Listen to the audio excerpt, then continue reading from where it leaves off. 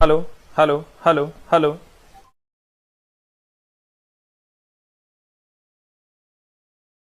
सबको good morning है sir, नमस्कार है। और आइए हम लोग सर इस सेशन को स्टार्ट करते हैं। विद्युत धारा के प्रभाव, इफेक्ट ऑफ इलेक्ट्रिक करंट पढ़ेंगे आज हम लोग। Effect of electric current, effect of electric current, विद्युत धारा के प्रभाव। ठीक है, एकदम आराम से चला। विद्युत धारा के प्रभाव अगर हम लोग पढ़ेंगे तो ये तीन प्रभाव हैं। अगर विद्युत धारा के प्रभाव की बात करें तो ये तीन प्रभाव है। कौन कौन? एक है ऊष्मीय प्रभाव, एक है ऊष्मीय प्रभाव, एक है सर चुंबकीय प्रभाव, एक है ऊष्मीय प्रभाव, एक है चुंबकीय प्रभाव।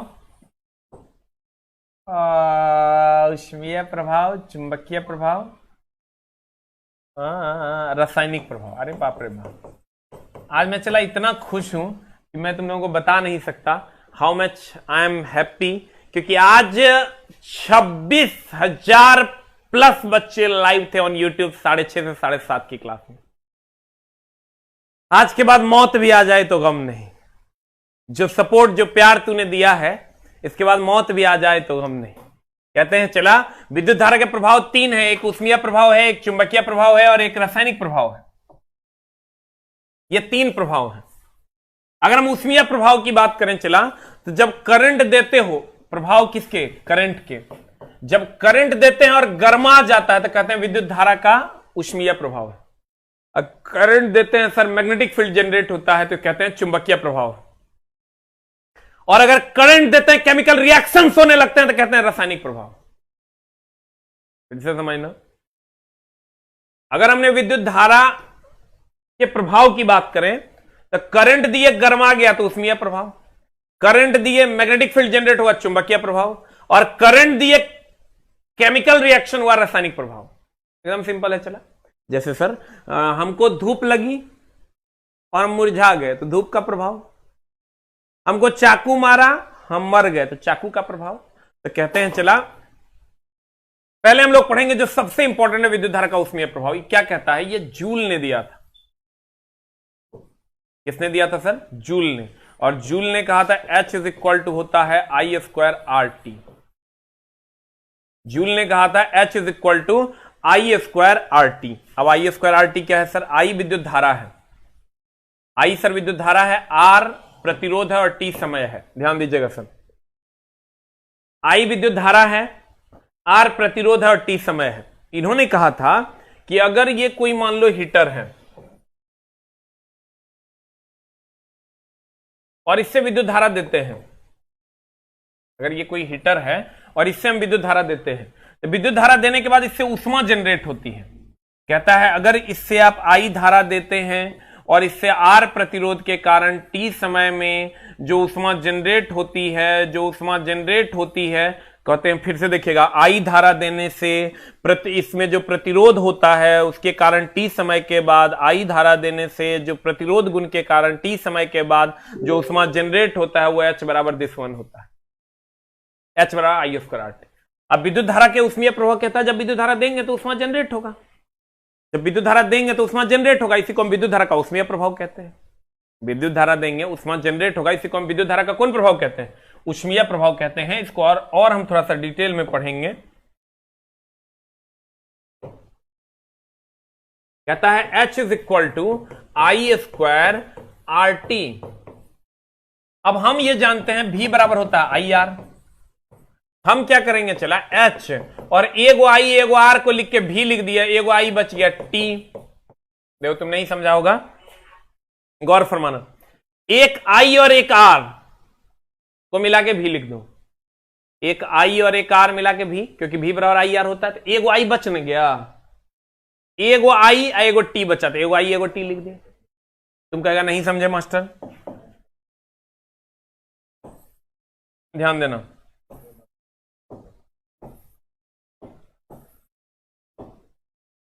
अगर हम H, इसको हम लिख सकते हैं I into IR into T,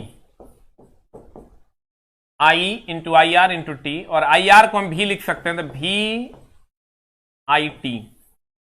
एक फॉर्मूला हो गया हमारा H बराबर VIT। जब इसी को और हम थोड़ा डिटेल करते हैं चला, तो आई स्क्वायर को हम V square by R square लिखते हैं, क्योंकि वी बराबर आई आर, तो आई बराबर वी बाय आर, तो आई स्क्वायर को हम V square by R square into R into T लिखते हैं। तो एच इज इक्वल टू हो जाएगा, ई आर आर कट जाएगा, ये हो जाएगा we square by are into T. और तुम ये जानता है कि power is equal to p, v i है तो वी आई को पी लिखते हैं, तो एच बराबर पी इंटू टी।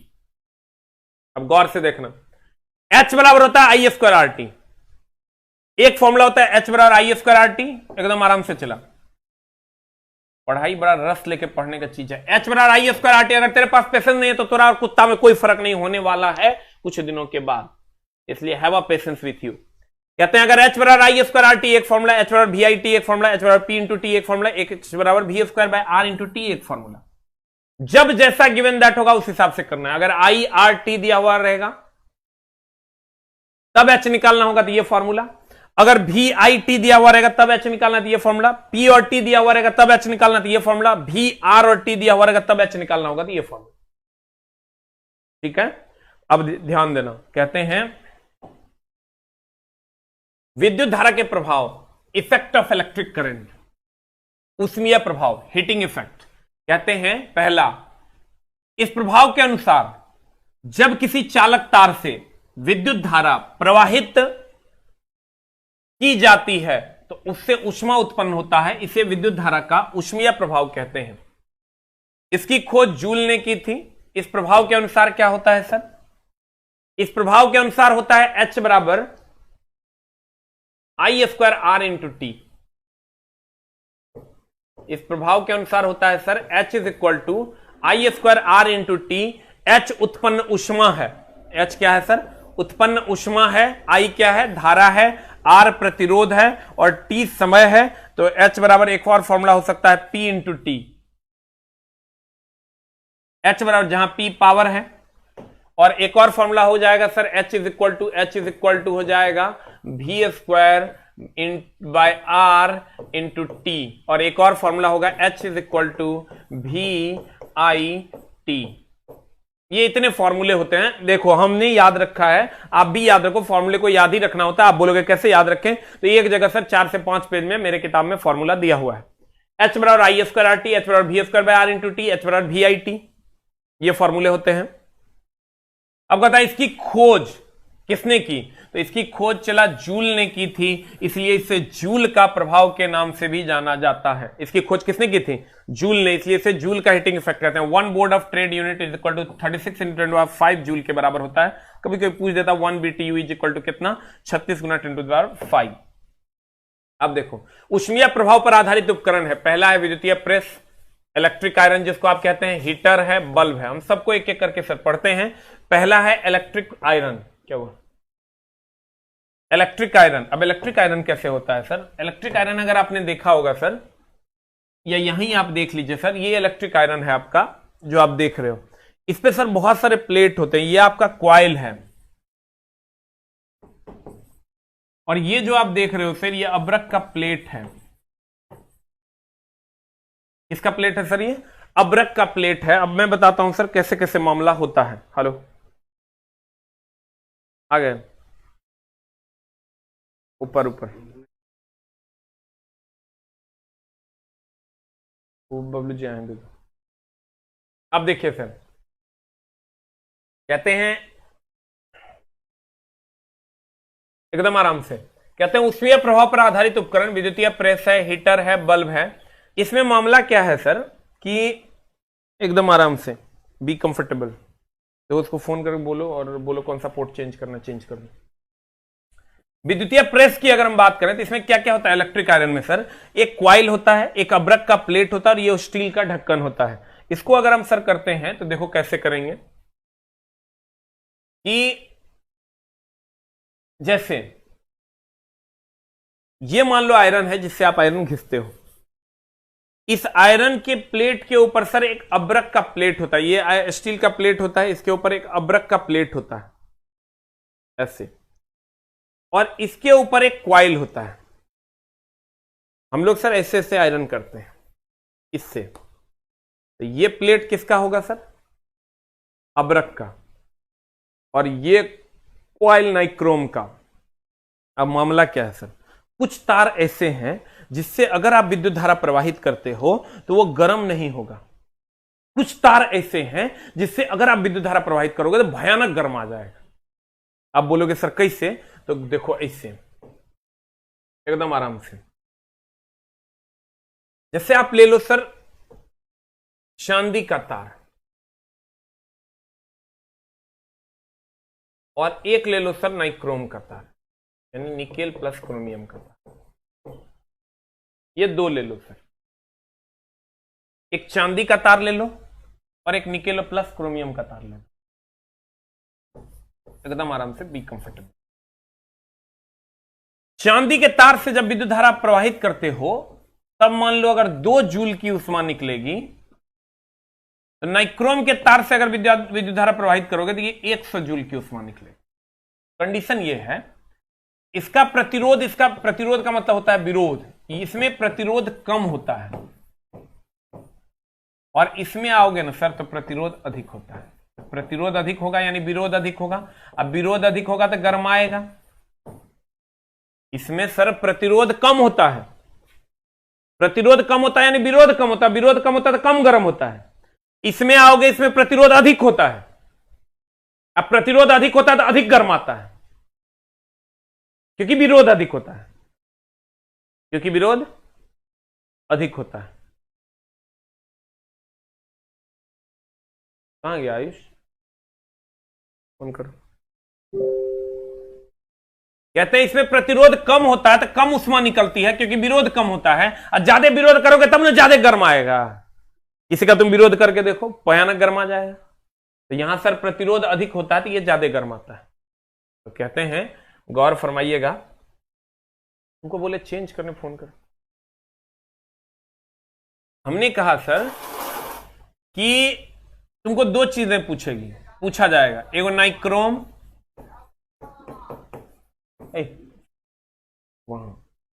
एगो नाइक्रोम, एक टंगस्टन, ये 2 चीजों का हम लोग उपयोग करते हैं। तो अगर हम इसकी बात करें सर तो ये प्रतिरोध है,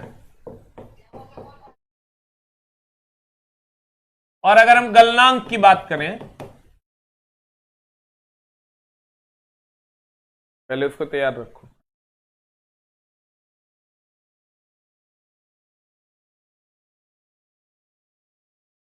इसका प्रतिरोध उच्च होता है, इसका भी प्रतिरोध उच्च होता है, गलनांक भी उच्च होता है, लेकिन सर दोनों में फर्क यह है कि ये नाइक्रोम जो है ना, ये ऊष्मा अधिक देता है, और अगर हम इसकी बात करें तो ये प्रकाश अधिक देता है। पहले इसको सर कहीं पर लिख लो।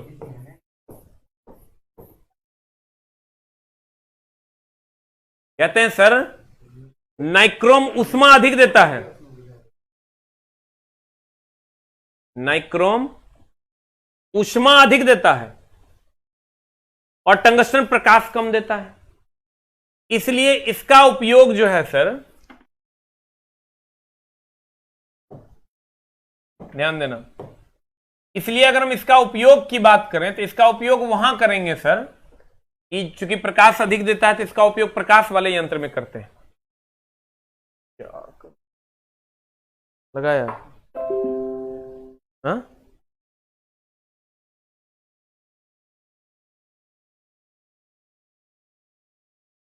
राहुल से बात कर।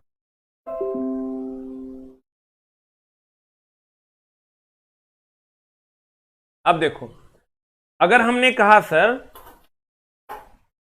कि अगर ये ऊष्मा अधिक देता है,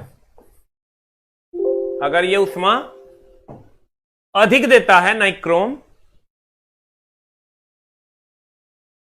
तो इसका उपयोग हम लोग हीटर, ध्यान देना, बफरिंग हो रहा था, नेट का प्रॉब्लम था, हमने चेंज कर दिया सर। हम एक बार फिर से बताते हैं। विद्युत धारा के 3 प्रभाव, विद्युत धारा के 3 प्रभाव फिर से हम बता देते हैं सर। विद्युत धारा के 3 प्रभाव, एक ऊष्मीय प्रभाव, एक चुंबकीय प्रभाव, विद्युत धारा के तीन प्रभाव हैं। एक पहला है उष्मीय प्रभाव। ये कहता है कि अगर किसी तार से विद्युत धारा प्रवाहित की जाती है तो ऊष्मा उत्पन्न होता है। इसकी खोज जूल ने किया था। इसके लिए तीन फॉर्मूला है। एक है H बराबर I square R T, H बराबर है P इंटू टी, और H बराबर V square by are into T, H बराबर वी आई टी, H बराबर वी आई टी। H बराबर सर फॉर्मूला की होता है वी आई टी। H बराबर फॉर्मूला होता है सर वी आई टी। देखो, तो हमने कहा सर कि पहला एग्जांपल है विद्युतीय प्रेस। विद्युतीय प्रेस, उसके बाद हीटर, ये विद्युत धारा के ऊष्मीय प्रभाव पर आधारित उपकरण है।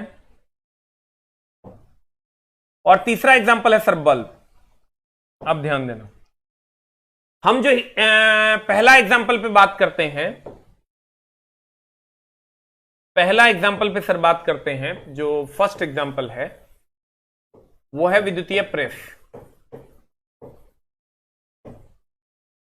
विद्युतीय आयरन। इसमें हमने कहा सर आपको कि इसमें हम नाइक्रोम का तार लगाते हैं। क्यों? क्योंकि हमने कहा था कि नाइक्रोम अधिक ऊष्मा देता है। नाइक्रोम अधिक ऊष्मा देता है। नाइक्रोम क्या करता है सर?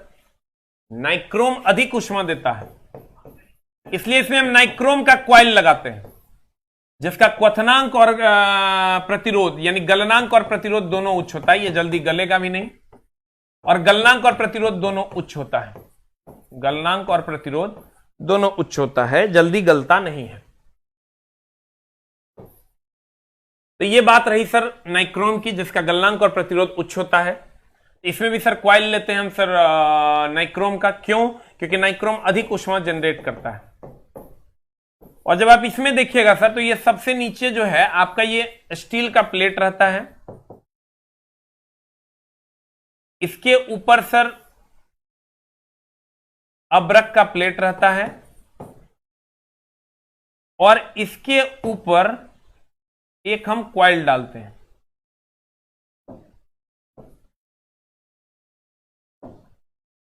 इसके ऊपर सर ये अब्रक का प्लेट है, इसके ऊपर हम क्वाइल डालते हैं। ये क्वाइल होता है नाइक्रोम का, और ये जो अब्रक होता है सर, ये ऊष्मा का सुचालक होता है। तब तो नीचे वाले प्लेट पे ऊष्मा जाती है। ध्यान देना, अगर ये इलेक्ट्रिक आयरन है, इसे हम लोग घसते हैं, ये इलेक्ट्रिक आयरन है, इसके ऊपर में सर ये अब्रक का प्लेट है, ये नाइक्रोम का क्वाइल है। इसमें करंट देते हैं तो गर्मा जाता है, गर्मा जाता है तो ये हीट इसको पहुंचा देता है। इसका काम है सर विद्युत धारा को ये दोनों से कनेक्ट नहीं होने देना, क्योंकि ये विद्युत का कुचालक होता है, लेकिन ऊष्मा का सुचालक होता है। तब तो ऊष्मा इस प्लेट में जाएगा, तब तो आप ऐसे से घस पाइएगा। फिर से समझिए कि अगर इसमें हम करंट देते हैं तो ये गर्माता है, गर्मी सर इसको मिलता है, ये गर्मी इसको ट्रांसफर कर देता है। इसको सर विद्युत भी मिलता है, लेकिन ये कहता है हम विद्युत के कुचालक हैं, इसलिए गर्मी को यहां ट्रांसफर नहीं करता है। तो कहते हैं अब्रक। अब्रक की अगर हम बात करें सर, तो ये अब्रक ऊष्मा का सुचालक और विद्युत का कुचालक है। पूछता है सर विद्युत का ये कुचालक है। अब गौर फरमाइएगा, इतने बात आपको पढ़ना है। इसमें अब्रक की एक प्लेट होती है जो ऊष्मा का सुचालक किंतु विद्युत का कुचालक होता है, जिस पर नाइक्रोम निकेल प्लस क्रोमियम की एक कुंडली होती है। जब इससे विद्युत धारा प्रवाहित की जाती है तो यह गर्म हो जाता है। किसकी कुंडली होती है सर? तो कहेंगे नाइक्रोम की कुंडली होती है। नाइक्रोम की प्रतिरोधकता और गलनांक दोनों उच्च होता है। नाइक्रोम का सर प्रतिरोधकता और गलनांक दोनों उच्च होता है। लेकिन एक लाइन लिख लो नाइक्रोम के बारे में कि इसमें सर नाइक्रोम खूब पूछता है, nichrome nickel plus chromium plus iron अब प्लस मैंगनीज का मिश्रण होता है। क्वेश्चन पूछा था इसमें कितने घटक होते हैं? तो 4 घटक होते हैं। जल्दी से लिख लो। नाइक्रोम का प्रतिरोधकता और गलनांक उच्च होता है। नाइक्रोम का प्रतिरोधकता और गलनांक क्या होता है? उच्च होता है। नाइक्रोम का प्रतिरोधकता और गलनांक क्या होता है सर? उच्च होता है। अब आ जाइए आप हीटर में। अगर आप हीटर देखे होंगे सर, तो हीटर में आप देखिएगा ये जो आप ये वाला पोर्शन आप देख रहे हो सर, ये चीनी मिट्टी या पोर्सिलीन है। ये चीनी मिट्टी या इसको हम सर पोर्सलीन कहते हैं या पोर्सलीन है। ये चीनी मिट्टी या पोर्सलीन है। अगर हम हीटर की बात कर दें तो ये चीनी मिट्टी या पोर्सलीन है। अब ये जो देख रहे हो ना सर, ये इस पॉइंट पे आ जाओ, ये इसको हम क्वाइल कहते हैं सर। ये क्वाइल है जो नाइक्रोम का होता है। ये क्वाइल है सर जो किसका होता है, नाइक्रोम का। अगर हम इस क्वाइल की बात करें, ये क्वाइल किसका बना होता है सर, नाइक्रोम का। इसका भी प्रतिरोध उच्च होता है और गलनांक भी उच्च होता है, जल्दी गलता नहीं है। कहते हैं इसका प्रतिरोध और गलनांक दोनों उच्च होता है। लास्ट का 5 मिनट सबका डाउट, अभी सिर्फ पढ़ाई। हीटर की अगर हम बात करें सर, तो हीटर में चीनी मिट्टी और पोर्सिलीन का एक पोर्ट होता है जिसके ऊपर क्वाइल रखा हुआ होता है। यह क्वाइल नाइक्रोम का होता है जिसका प्रतिरोध और गलनांक उच्च होता है। यह अधिक ऊष्मा जनरेट करता है। जैसे इसमें करंट देते हैं, विद्युत धारा के ऊष्मीय प्रभाव के कारण यह ऊष्मा दे देता है। ये घर में जो हम लोग सर हीटर लगाते हैं, रूम हीटर, वो है। ये जो है सर, ये ऊष्मा और विद्युत दोनों का कुचालक है। ये जो आप पोर्सिलीन देख रहे हो सर, ये ऊष्मा और विद्युत दोनों का कुचालक है। ऊष्मा और विद्युत दोनों का कुचालक। आप कहिएगा क्यों? ये ऊष्मा को नीचे नहीं जाने देगा, अब विद्युत धारा इसमें नहीं आएगा। नहीं तो सर इस पे जो आप बर्तन चढ़ाइएगा उसमें भी करंट आने लगे, क्योंकि इसमें करंट है। ये करंट कोई रोकता है, कहता है नहीं जाने देंगे, तब तो आपके बर्तन में करंट नहीं आता है। इसलिए कहते हैं ये ऊष्मा और विद्युत दोनों का कुचालक। किसका किसका सर? ऊष्मा और विद्युत दोनों का कुचालक। क्लियर? कहते हैं फिर से समझिएगा सर। हीटर की अगर हम बात करें तो ये इसमें चीनी मिट्टी और पोर्सिलीन का पोर्ट होता है। ये ऊष्मा और विद्युत दोनों का कुचालक है। अगर हम क्वाइल की बात करें सर, तो ये क्वाइल नाइक्रोम का होता है। और अगर हम सर इसके प्रतिरोध और गलनांक की बात करें तो ये उच्च होता है और ये विद्युत धारा के ऊष्मीय प्रभाव पर कार्य करता है। यही क्वेश्चंस पूछे जाते हैं। कहता है सर, गौर फरमाइएगा, इसमें चीनी मिट्टी का एक प्लेट लगा होता है जो ऊष्मा और विद्युत दोनों का कुचालक होता है। इस प्लेट पर नाइक्रोम, निकेल प्लस क्रोमियम और आयरन प्लस मैंगनीज, ये भी ध्यान रखना, की बनी मिश्र धातु की एक कुंडली होती है। अब आते हैं चला बल्ब में। बल्ब का क्या मामला है? अगर आपके पास बल्ब होगा, नॉर्मल बल्ब की हम बात कर रहे हैं सर, एकदम आराम से सर, सीधा पढ़ाई, कोई बकवास नहीं, ना तब मामला गड़बड़ होगा, बोरा में जाकर हमारा गरिया आएगा, टाइम बर्बाद कर दिया मास्टर। ये सर है बल्ब। ये बल्ब में सर एक फिलामेंट होता है और ये जो फिलामेंट होता है, ये जो फिलामेंट होता है सर, ये फिलामेंट होता है टंगस्टन का। ये फिलामेंट किसका होता है सर? टंगस्टन का। बल्ब में एक फिलामेंट होता है और ये फिलामेंट किसका होता है सर? टंगस्टन का। फिलामेंट किसका होता है? टंगस्टन का। क्यों? क्योंकि ये सर अधिक प्रकाश देता है, अधिक प्रकाश देता है और कम ऊष्मा देता है। सर देखिए दोनों में डिफरेंस है, और कम ऊष्मा। इसी के जगह पर अगर नाइक्रोम रहता तो वो अधिक ऊष्मा देता, इसीलिए तो उसको हीटर में लगाते हैं, क्योंकि वहां हमको अधिक ऊष्मा की जरूरत है और यहां हमको अधिक प्रकाश की जरूरत है, इसीलिए तो टंगस्टन लगाते हैं, क्योंकि ये अधिक प्रकाश देता है। इसीलिए सर टंगस्टन लगाते हैं क्योंकि ये अधिक प्रकाश देता है और कम ऊष्मा देता है। तो ध्यान दीजिएगा सर। फिलिप्स का बल्ब कहते हैं, और इसमें जो पहले सर निर्वात भरा जाता था, लेकिन निर्वात में क्या होता था, कुछ ना कुछ ऑक्सीजन रह जाता था, जिसके कारण सर ऑक्सीजन से विक्रिया करके बल्ब फ्यूज हो जाता था। पहले क्या भरा जाता था सर? निर्वात भरा जाता था। पहले निर्वात, पहले क्या? निर्वात भरा जाता था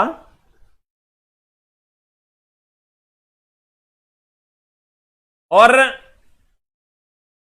अब निर्वात नहीं भरा जाता है। क्यों? क्योंकि सर 100% निर्वात क्रिएट करना संभव नहीं है। अब इस बल्ब में जो है आर्गन या नाइट्रोजन भरा जाता है। डायरेक्ट क्वेश्चन ये पूछा है। अब बल्ब में सर क्या भरा जाता है, आर्गन या नाइट्रोजन। और लाइफ कब ज्यादा होगा, आयु कब ज्यादा होगा सर, आयु तब ज्यादा होगा जब नाइट्रोजन होगा तो आयु ज्यादा होगा, आर्गन होगा तो आयु कम होगा। कहते हैं अगर हम फिलामेंट की बात करें तो इसमें टंगस्टन का फिलामेंट होता है जिसका प्रतिरोध और गलनांक दोनों उच्च होता है। नाइक्रोम का भी प्रतिरोध और गलनांक उच्च होता है। टंगस्टन का काम खाली यह है कि अधिक प्रकाश और कम ऊष्मा देता है। नाइक्रोम का काम है अधिक ऊष्मा और कम प्रकाश देता है। तो कहते हैं चला इसमें आर्गन और नाइट्रोजन होता है। नाइट्रोजन की आयु, अगर नाइट्रोजन भरा होगा तो आयु ज्यादा होगा, नहीं दिया रहेगा। कुछ लोग कह रहा है कि आर्गन और नाइट्रोजन दोनों दिया रहेगा तो क्या होगा, संदीप जी कह रहे हैं। मंडल जी ऐसा नहीं होगा। अब ध्यान देना क्या कहते हैं, बल्ब, इसमें कांच का एक बर्तन होता है, एकदम सही बात है, जिसमें टंगस्टन धातु का बना फिलामेंट होता है। इस धातु फिलामेंट को तंतु भी कहते हैं। इस तंतु का गलनांक एवं प्रतिरोध उच्च होता है, परंतु यह उच्च तापमान पर ऑक्सीकृत हो जाता है। उच्च तापमान पर ऑक्सीकृत हो जाता है मतलब जल जाता है। इसीलिए पहले बल्ब में निर्वात, पहले बल्ब में क्या रखा गया सर, निर्वात रखा जाता था, परंतु निर्वात में ऊष्मा का संचरण संवहन विधि द्वारा। देखो अब यहां मामला क्या है, यहां भी क्वेश्चन फंसाता है सर। देखो अगर आपने संवहन पढ़ा होगा तो द्रव और गैस, नहीं पढ़ा है तो सर पढ़िएगा, हम ही पढ़ाएंगे हीट चैप्टर में। द्रव और गैस में जो ऊष्मा का संचरण होता है वो संवहन विधि द्वारा होता है। ठीक है, एकदम आराम से। द्रव और गैस में ऊष्मा का संचरण संवहन विधि द्वारा होता है। ठोस में ऊष्मा का संचरण चालन विधि द्वारा होता है। अगर सर इसमें से गैस हम हटा देंगे और निर्वात हो जाएगा, ऊष्मा का संचरण नहीं होगा। और अगर ऊष्मा का संचरण नहीं होगा, क्योंकि सर संवहन होने के लिए द्रव और गैस चाहिए, हमने तो गैस निकाल दिया, गैस निकाल दिया तो ऊष्मा का संवहन नहीं होगा, मतलब ऊष्मा ट्रांसमिट नहीं होगा, मतलब ऊष्मा का स्थानांतरण नहीं होगा। तो सभी ऊष्मा इसी पर रहेगी और ऊष्मा इसी पर रहेगा तो बल्ब फ्यूज कर जाएगा, गर्मा के गल जाएगा। फिर से समझो, एक तो सर निर्वात 100% क्रिएट करना संभव नहीं है। दूसरा कि अगर हमने निर्वात क्रिएट कर भी दिया, इसका मतलब इसमें गैस नहीं है, और गैस नहीं है मतलब यह निर्वात है। निर्वात है मतलब इसमें हवा भी नहीं है। निर्वात है इसका मतलब इसमें हवा भी नहीं है। और अगर इसमें हवा भी नहीं है तो ऊष्मा का संचलन संवहन विधि द्वारा नहीं होगा, क्योंकि गैस चाहिए। और अगर नहीं होगा तो पेट में गूं है, नहीं निकालेगा तो पेट फूट जाएगा, खाली खाते रहेगा। तो धीरे धीरे इसके पास ऊष्मा अधिक होते जाएगा, अधिक होते जाएगा और ये गल जाएगा। कहते हैं कि इसलिए पहले बल्ब में निर्वात रखा जाता था, परंतु निर्वात में ऊष्मा का संचरण संवहन द्वारा नहीं हो पाने के कारण टंगस्टन पिघलकर वाष्पीकृत हो जाता है, मतलब पिघलकर जल जाता है। इसी समस्या को दूर करने के लिए आजकल बल्ब में नाइट्रोजन या आर्गन गैस भरी जाती है। एलईडी में कौन सी गैस भरी जाती है, नाइट्रोजन या आर्गन? Same answer. ध्यान दीजिएगा, क्वेश्चन बनाओगे तब अपने पता चलेगा गुरुजी ने क्या कहा और क्वेश्चन क्या पूछा है। या तो नाइट्रोजन या तो आर्गन भरा जाता है। उम्र कब ज्यादा होगा, जब नाइट्रोजन भरा जाए।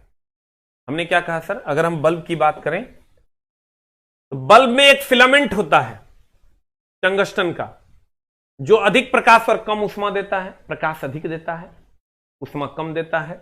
इसका प्रतिरोध और गलनांक दोनों उच्च होता है। फिलामेंट की अगर बात करोगे, यह टंगस्टन का होता है। पहले बल्ब में निर्वात रखा जाता था, लेकिन ऊष्मा के संचरण के लिए गैस का होना अनिवार्य है। तो यहां गैस नहीं होने के कारण ऊष्मा का संचरण नहीं हो पाता था, जिसके कारण सारा ऊष्मा यहां इकट्ठा होता था और इसको जला देता था, फिलामेंट को। बल्ब फ्यूज हो जाता था। लेकिन इसी को ध्यान में रखते हुए इसमें आर्गन और नाइट्रोजन भरा जाने लगा, जिसके बाद बल्ब फ्यूज होना कम हो गया, बल्ब का लाइफ स्पैन बढ़ गया। तो कहते हैं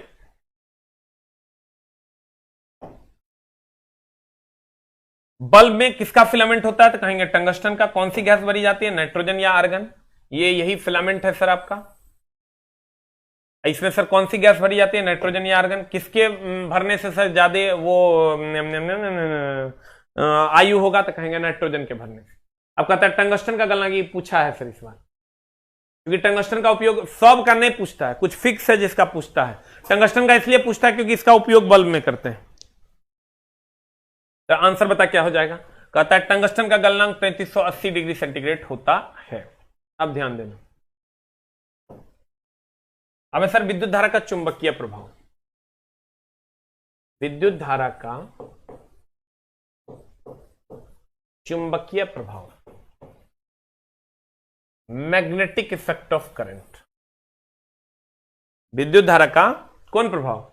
चुंबकीय प्रभाव। ध्यान दीजिएगा सर। एलईडी में सर डायोड होता है, फिलामेंट नहीं होता है। एकदम आराम से सर, एलईडी में डायोड होता है। अरे सर एलईडी में जाएंगे तो एलईडी पढ़ लेंगे, एकदम टेंशन नहीं लेना। वो है, आप कहिएगा कहां है सर, तो आप चलिएगा सर मॉडर्न फिजिक्स जो चैप्टर है सबसे लास्ट, उसमें है। चुंबकीय प्रभाव क्या कहता है? कभी सर आप ऐसा देखे होंगे, एचसी ऑरस्टेड नाम का एक वैज्ञानिक था, उसने किया था इसकी खोज। जब पोल पर से सर तार गुजरता है, जब पोल पर से क्या गुजरता है? तार गुजरता है। कोई गैस नहीं होता एलईडी में, एकदम सही है सर। लेकिन कुछ एलईडीज हैं जिसमें अब आर्गन गैस भरा जाने लगा है, लेकिन वो सर बहुत महंगा आता है। लेकिन सर अभी जितने भी एलईडीज आपके पास है उसमें गैस नहीं होता है। ध्यान देना, कभी खोल के देखना ना छोटा, खोल के देखोगे तो अपने पता चल जाएगा। चुंबकीय प्रभाव, अभी चुंबकीय प्रभाव क्या है सर? कहते हैं जब इसमें से करंट प्रवाहित किया जाता है, तो तुम देखना यहां पर एक लिखा रहता है डेंजर। कभी अगर देखने का मौका मिला होगा तो यहां डेंजर लग के हड्डी गुड्डी टांगल रहता है, हड्डी गुड्डी का सीन बनल रहता है, देखा है? अगर तुम देखा होगा कि पोल पर अगर डेंजर लिखा हुआ होता है, हड्डी का साइन बना हुआ होता है। पता इससे ऊपर जाओगे ना तो कोपचा में चले जाओगे, लिखल रहता है यही बात। ये बात नहीं लिखल रहता है, लिखल रहता है डेंजर। ये क्या है? चला एकदम आराम से, बी कंफर्टेबल। ये है ये सर कि अगर आप यहां, ये जो करंट जा रहा है इसमें दो प्रकार का फील्ड जनरेट होता है। एक तो चुंबकीय क्षेत्र,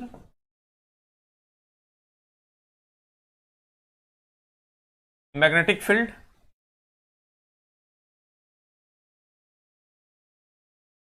और एक जनरेट होता है विद्युतीय क्षेत्र।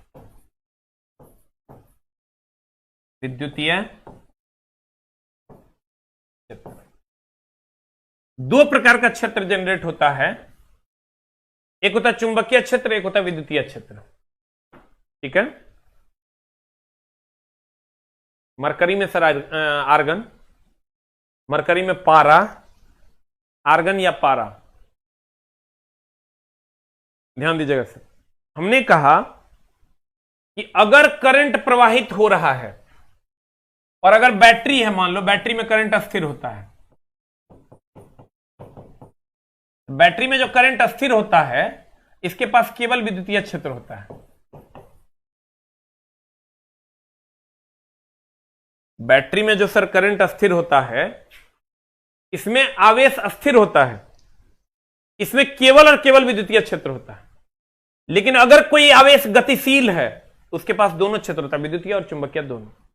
तो ध्यान दीजिएगा, यहां जब आप रहते हैं तो कोई प्रॉब्लम नहीं है। जैसे आप इसके स्ट्रॉन्ग मैग्नेटिक फील्ड में जाइएगा तो आपके शरीर में सर हीमोग्लोबिन है, 100 बार पूछा है, हीमोग्लोबिन है, हीमोग्लोबिन में सर आयरन है। ध्यान दीजिएगा, आपके शरीर में सर हीमोग्लोबिन है, हीमोग्लोबिन में आयरन है, और आयरन मैग्नेट के प्रति बहुत ज्यादा आकर्षण का गुण रखता है। जैसे आप यहां चढ़ोगे आपके शरीर में जो आयरन है वो मैग्नेटिक फील्ड के द्वारा अट्रैक्ट होगा और आपको कुप्चा में ले जाएगा और इलेक्ट्रिक फील्ड के हवाले कर देगा। इसीलिए कहते हैं,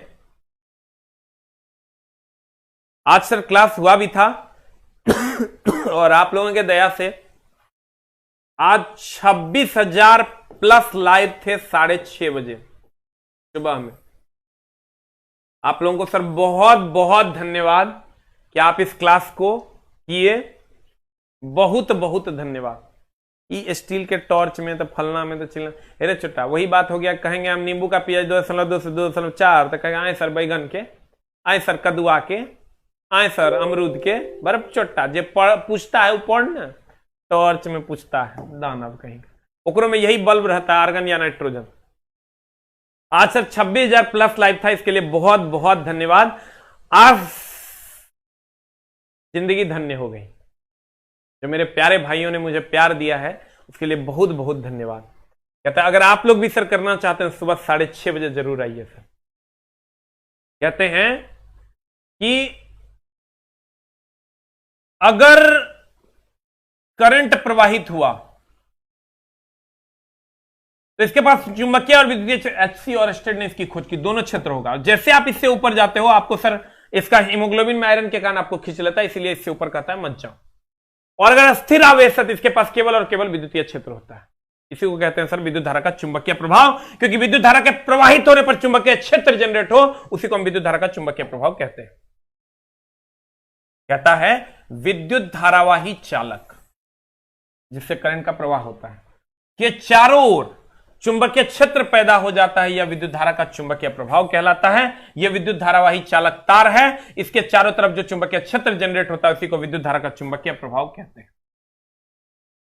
इसकी खोज एचसी और स्टेड ने की थी। इसकी खोज किसने की थी? एचसी और स्टेड ने की थी। कहते हैं चुंबकीय प्रभाव पर आधारित उपकरण, एक है गैल्वेनोमीटर, एक है आमीटर, एक है वोल्ट मीटर, एक है विद्युतीय घंटी, एक है पंखा, एक है मोटर। धीरे धीरे सर हम इसको पढ़ेंगे आगे। इस सर इसको जो है इसमें से कुछ एग्जांपल्स हम सर आगे पढ़ने वाले हैं, एकदम टेंशन लेने की जरूरत नहीं है। लेकिन उससे पहले हम लोग पढ़ेंगे सर रासायनिक प्रभाव। कौन प्रभाव? Chemical effect.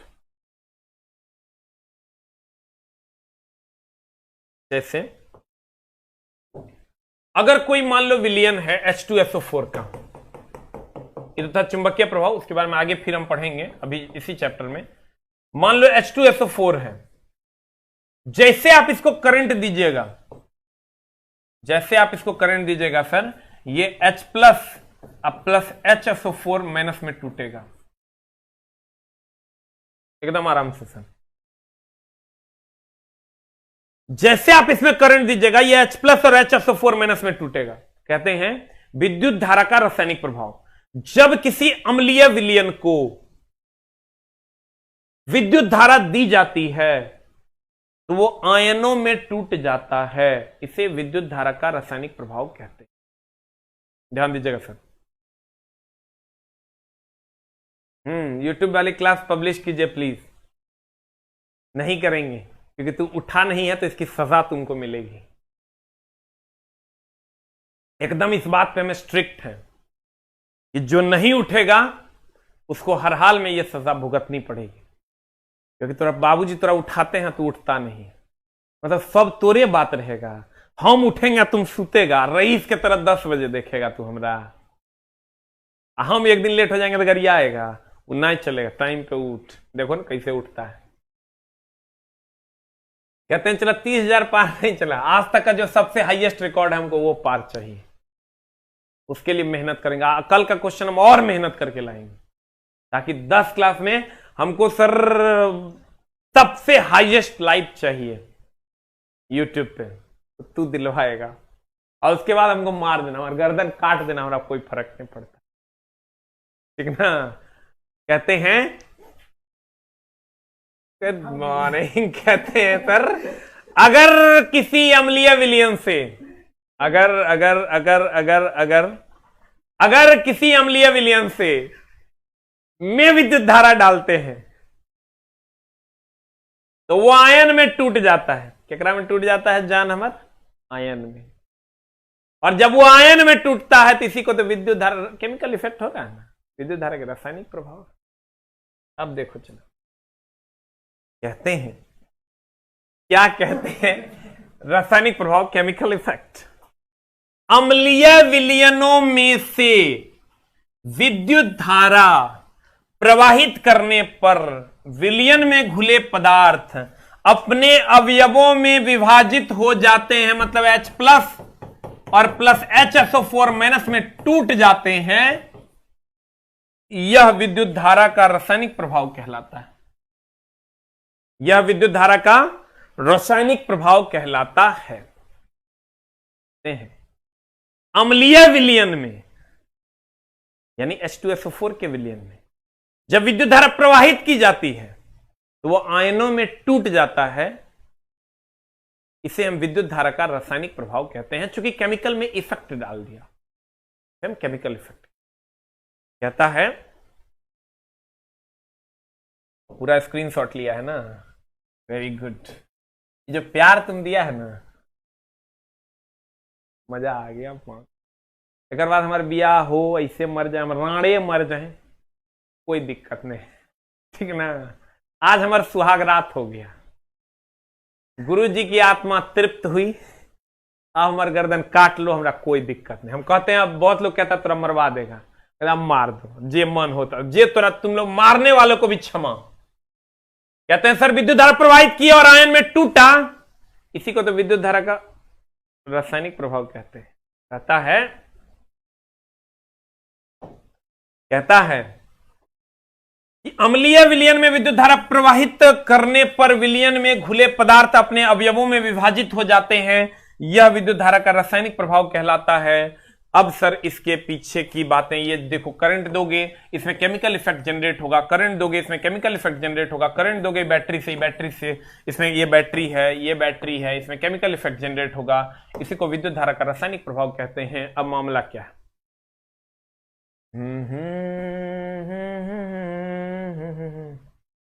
अंदाज होगा। इसकी खोज कौन किया रे? इसकी खोज माइकल फेराड ने किया। अब देखो, 2 साल में शादी होगा तो हम कुछ कर ही नहीं पाएंगे। कहता है सर वैद्युत अपघट्य, एक होता है वैद्युत अपघट्य और एक होता है वैद्युत अनपघट्य। एक होता है चला वैद्युत अपघट्य और एक होता है चला वैद्युत अनपघट्य। अनपघट्य बहुत गलत काम करते हैं।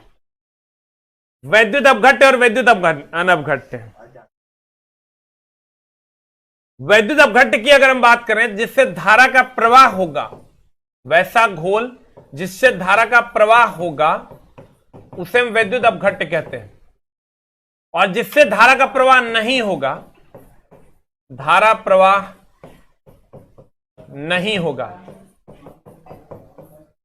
उसे हम वैद्युत अनपघट्य कहते हैं। गौर फरमाइएगा, वैद्युत अपघट्य उसे कहते हैं जिससे धारा का प्रवाह होगा। इससे बड़ा डेप्थ में क्वेश्चन पूछता है। चला, इसमें तो वो क्वेश्चन क्या पूछ देगा, इसके एग्जांपल्स की अगर हम बात करें तो H2SO4,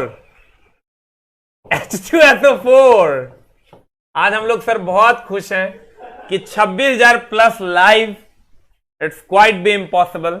वैद्युत अपघट्य धारा का प्रवाह होगा, H2SO4 HCl इसमें होगा। अब केकरा में धारा का प्रवाह नहीं होगा? जैसे शुद्ध जल, ये वैद्युत अनपघट्य है। शुद्ध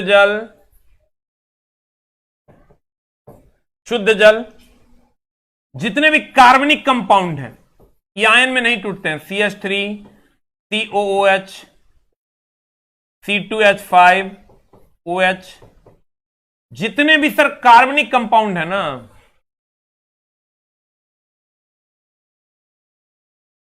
जितने भी कार्बनिक कंपाउंड हैं ये वैद्युत अनपघट्य हैं। इसको जल्दी से लिख लो। जी करता है, गौर फरमाइएगा। वैद्युत अपघट्य ये सब कहां से मिलेगा? 2-3 साल हम पढ़ा लिए तब हमरा मिला था। वो क्वेश्चन होगा चला जो तेरा पार ले जाकर रख देगा। तुम लोग कभी सोचता नहीं है कि 1,39,00,000 फॉर्म गिरा है, 1,38,65,000 को नौकरी नहीं होना है। तो 70 बनाने से की हो जाएगा, की उखाड़ लेगा, करना तो 71 पड़ेगा। 81 बनाने से की हो जाएगा, करना तो 82 पड़ेगा। एक एक क्वेश्चन के तो झोल है, पता नहीं क्यों नहीं समझता है।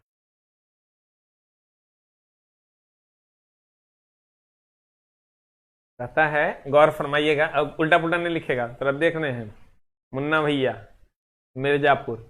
वैद्युत अपघट्य जिससे धारा का प्रवाह होगा, वैद्युत अनअपघट्य जिससे धारा का प्रवाह नहीं होगा। शुद्ध जल CH3COH C2H5OH कार्बनिक है ये, इससे विद्युत धारा का प्रवाह नहीं होगा, इसे वैद्युत अपघट्य कहते हैं। लिख लिया। अब देखो, जिस बर्तन में, ये जो बर्तन है इसे हम वैद्युत अपघटनी सेल कहते हैं।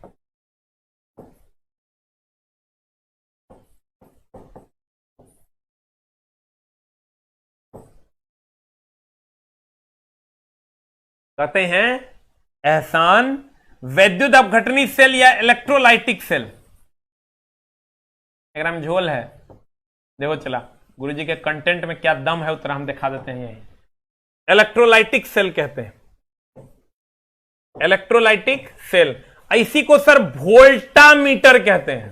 देखो यहां तो हम झोल बताते हैं, वोल्टामीटर। यही अगर वोल्ट मीटर होगा ना चला, तो वोल्ट मीटर होगा मतलब वो वोल्टेज को नापता है। अब वोल्टामीटर एक बर्तन है, तो मास्टर साहब बुझाता है। हाँ ही पढ़ा देंगे, वो पढ़ा देंगे। चला गुरुदेव के पास जो कंटेंट ट्रेड हम पढ़ाएंगे तो ई जन्म पढ़ाएंगे, अगला जन्म तक याद रखेगा। पूरा कहते गुरु जी के आतंक ट्रेड में कहता सट सट जाएगा। अभी हम ऐसा जुगाड़ ला रहे हैं, चला एकदम कंप्लीट एक एक चीज पे काम कर रहे हैं, कंटेंट पे काम करना है। कहते हैं क्या कहते हैं, कहता है वैद्युत अपघटनी सेल कहते हैं या वोल्टा मीटर कहते हैं। अगर वोल्ट मीटर कहोगे तो वो वोल्टेज नापने की युक्ति है। ये वोल्टा मीटर है, वोल्टा मीटर है, वोल्टा मीटर है। वोल्टा मीटर एक बर्तन है, जबकि वोल्ट मीटर वह युक्ति है जिससे वोल्टेज नापते हैं।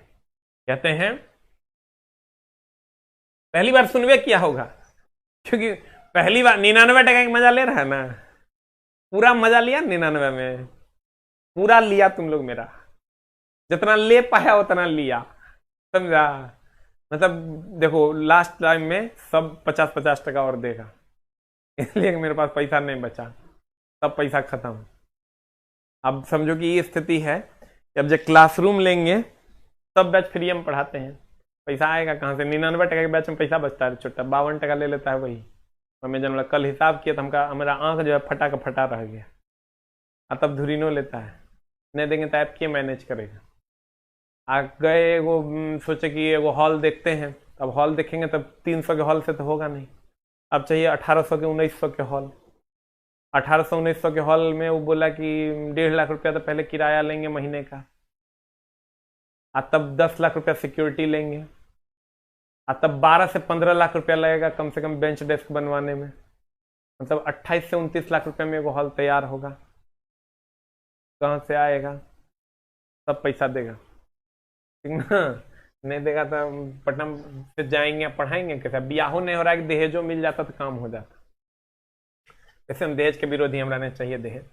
नहीं होगा तो नीचे में कहेंगे बैठो, और की उपाय की है, नीचे में बोरा बिछा के बैठो। कहते हैं इसकी खोज माइकल फेराड ने की थी। वैसा विलयन जिसमें विद्युत धारा प्रवाहित हो सकती है उसे विद्युत अपघट्य कहते हैं।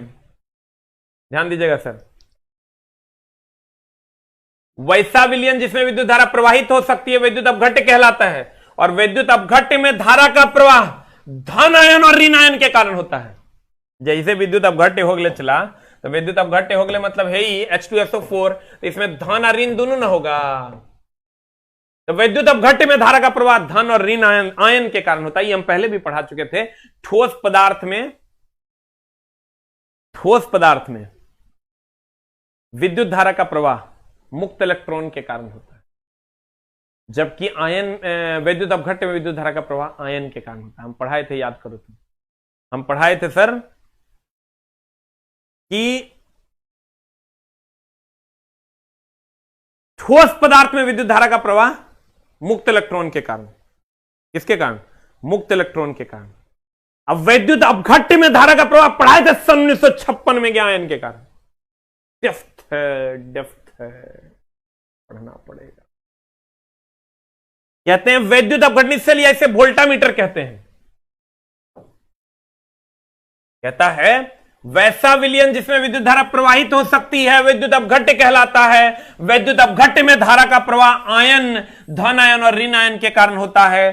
तापमान बढ़ने पर विद्युत अपघट्य का प्रतिरोध, अब चला तापमान बढ़ा देगे तो आयन की संख्या बढ़ेगी, ज्यादा टूटेगा, ज्यादा आयन होगा, आयनों के कारण ही विद्युत धारा का प्रवाह होता है, तेजी से प्रवाह होगा, प्रतिरोध घट जाएगा। मामला गड़बड़ है रे। फिजिक्स न चला, नशा है, ड्रग्स समझता है, ड्रग्स वो है ही। कहते हैं जैसे ही आयन के कारण विद्युत धारा का प्रवाह, विद्युत अपघट्य में आयन के कारण धारा का प्रवाह, तो जैसे ही टेम्परेचर बढ़ाएंगे ज्यादा टूटेगा, ज्यादा आयन बनेगा, तेजी से विद्युत धारा का प्रवाह, मतलब कम विरोध मतलब कम प्रतिरोध।